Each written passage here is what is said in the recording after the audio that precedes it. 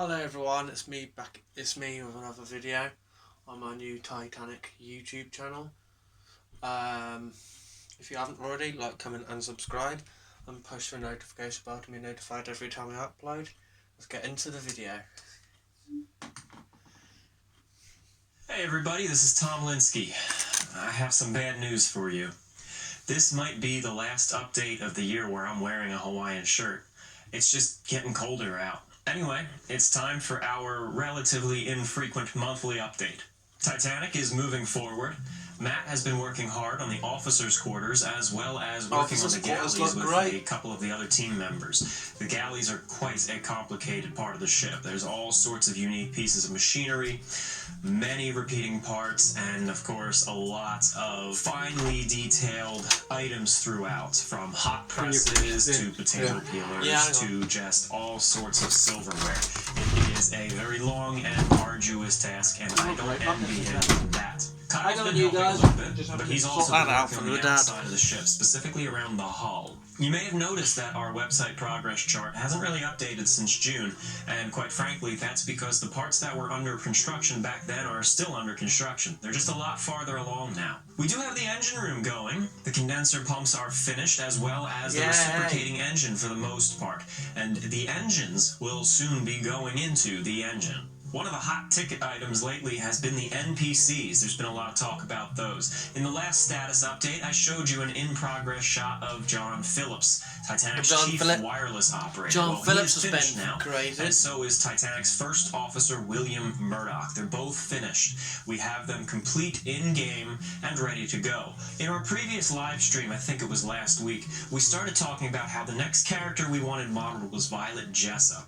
And a lot of people got pretty excited about that, even contributing specifically for Violet Jessup so that we could have her modeled. Her concept art is long finished, but we need to now go ahead and get her modeled and animated. And it was really neat to see a lot of people contributing, and what's really unique about that is they get to see Violet Jessup in the final game and know that their dollars went specifically towards that. That's pretty cool. We're just waiting on the final pricing agreement for her before we give that the green light. Another interesting thing is we've been working with the Swiss Titanic Society. They've contacted us long ago, back in our early days of Indiegogo, asking to actually sponsor the inclusion of a Swiss character of their choice, and I thought that was an awesome idea. Well, we've agreed to that, and they've had someone lined up for a while, and their concept art is under development. It's looking pretty good, but I'll leave that for a little bit, and I'll leave that in their court to announce. I'd like to make a YouTube video in the near future about the characters going into this game, using some of the examples that we have so far. From start to finish, the development of an NPC, what they're going to be like in the game, how they are styled, what it's going to be like to interact with them, that sort of thing. And I think that will make for a very interesting video. This is looking great so far. As soon as we have a show reel of them animated that we can share. Pier 54 in New York City, that is done.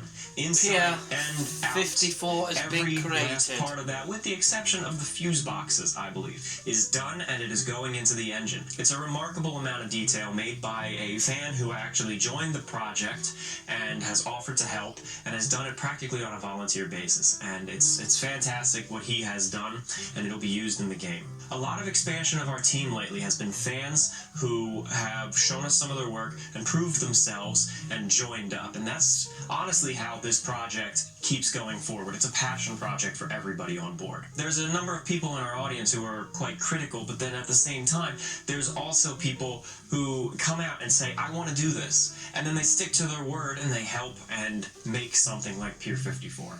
That's phenomenal. Southampton, it's still Southamptoning.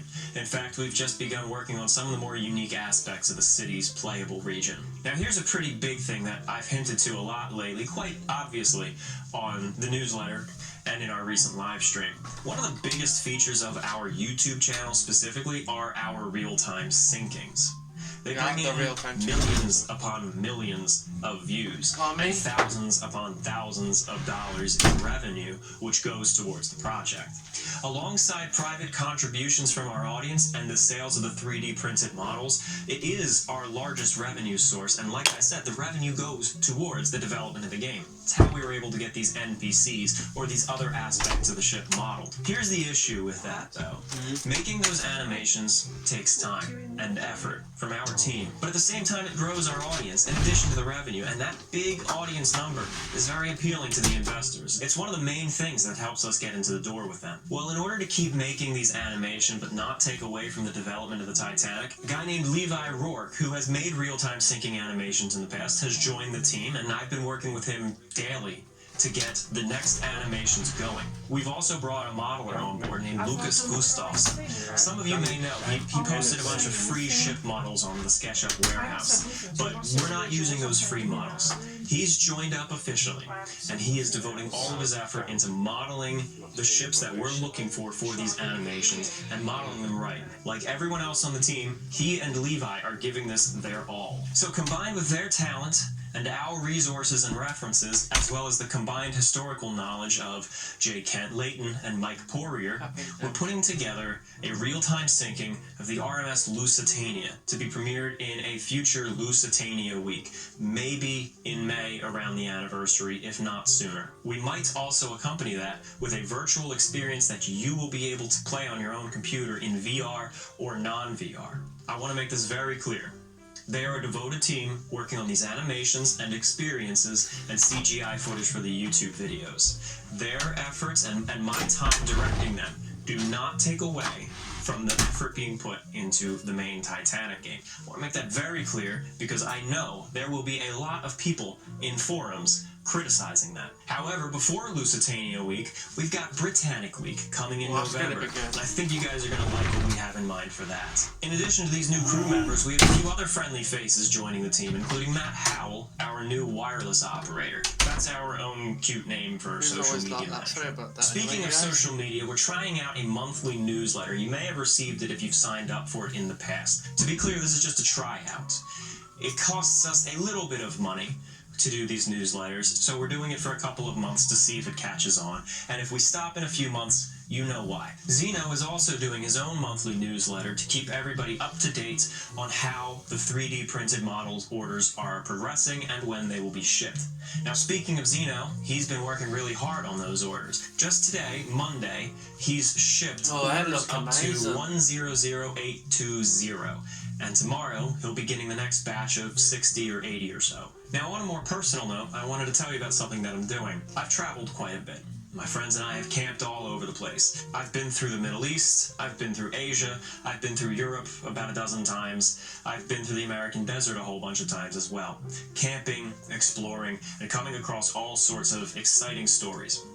Well, I've filmed all along the way, sort of like what you see on this channel about things related to the Titanic or other ships, except these videos don't relate to those. They are historical, though. Sometimes they're a little close, actually. I've got a number about the Great Eastern and other ships, and I've made a new YouTube channel that I'm going to start posting these videos, as well as interviews with other people and a whole bunch of variety of things that I've made and I'm going to continue to make in my free time. If you are interested, check it out here on YouTube. The name is Part-Time Explorer. It's a new channel, so it doesn't have a custom URL yet, but I'm putting the link in the description below. In fact, I have a couple videos up already. An intro talking about the channel, and another video talking about a washed-up shipwreck of a yacht from the 1920s up in Nova Scotia. It's pretty cool, and I'm going to have more videos coming really soon. If you're interested, check it out and subscribe. I'd certainly appreciate the support. I'm going to be posting other videos, some about ocean liners,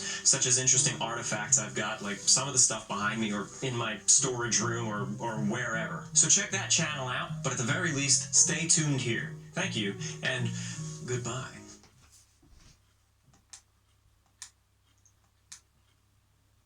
So that was the video.